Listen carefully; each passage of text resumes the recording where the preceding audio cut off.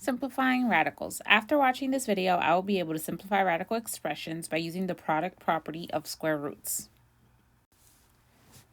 So you should have seen the previous video when we talk about what is a radical and the product property and the list of perfect squares. So we can simplify a radical by first seeing what happens in our calculator. So we can take the square root of 64 in our calculator and we're going to get the number 8. So I can simplify. I get a nice whole number. So this is simplified answer. However, you will not always get a nice whole number. You will get a very large decimal. And that's where we really have to work harder. So let's see what happens using the method of simplifying radicals without a calculator. We would take the 64 and we would try and split it up into two numbers. So I'm going to take the list of perfect squares, which happens to be 1, 4, 9, etc. And I'm going to divide 64 by a perfect square. So 64 divided by 4 gives me 16. So I can take the 64 and say this is the same thing as 4 and 16, both under the square root because this means exactly the same.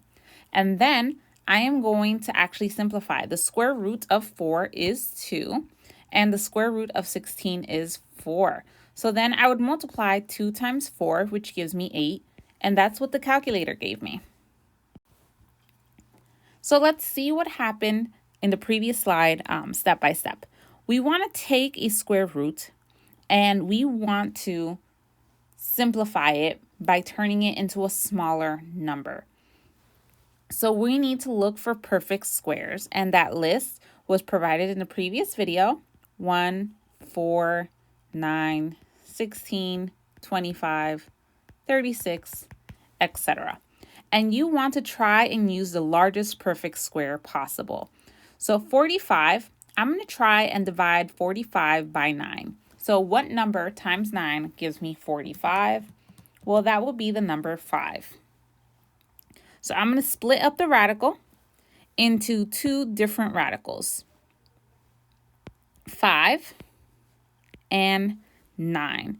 And the reason I did that is because I can simplify one of these radicals.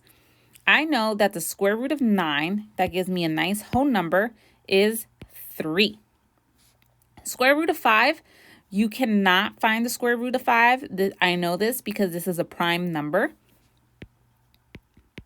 So this would be the simplified version of the square root of 45.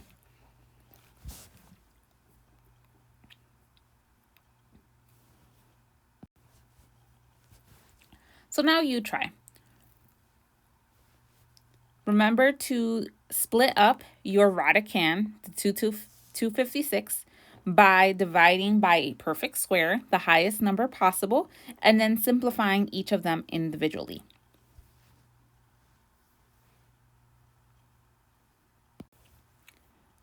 Okay, so first I am going to divide or split up my 256 into two numbers, and I'm going to try and see if 16 works.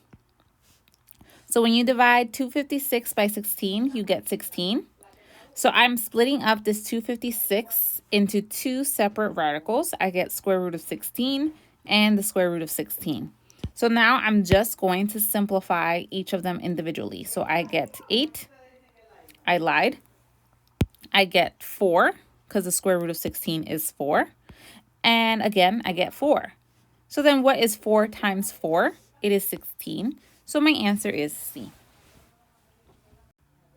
Okay, so in this example, we have a coefficient in front of our radical, and this just means that we're going to worry about this number that's outside the radical at the very end.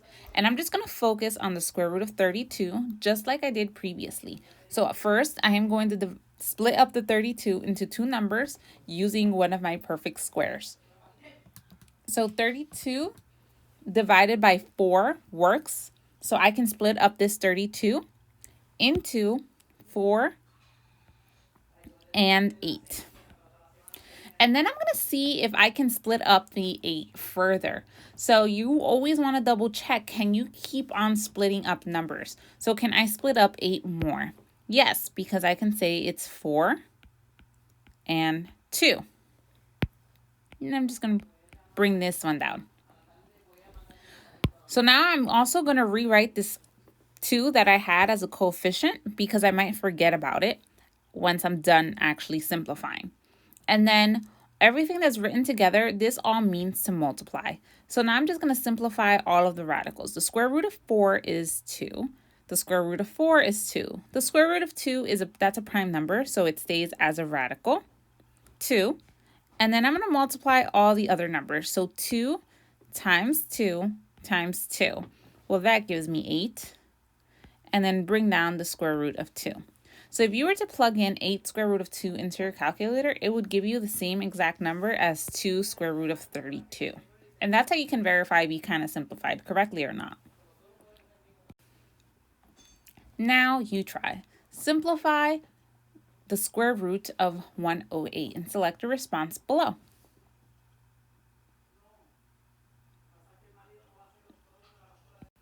So I'm going to split up the 108 into 9 and 12.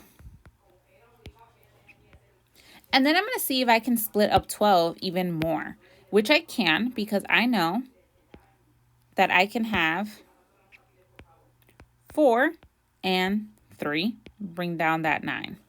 So now I'm just going to simplify each of these individually. So square root of 9 is 3. The square root of 4 is 2. Square root of 3 is a prime number, can't be done. So I keep the radical.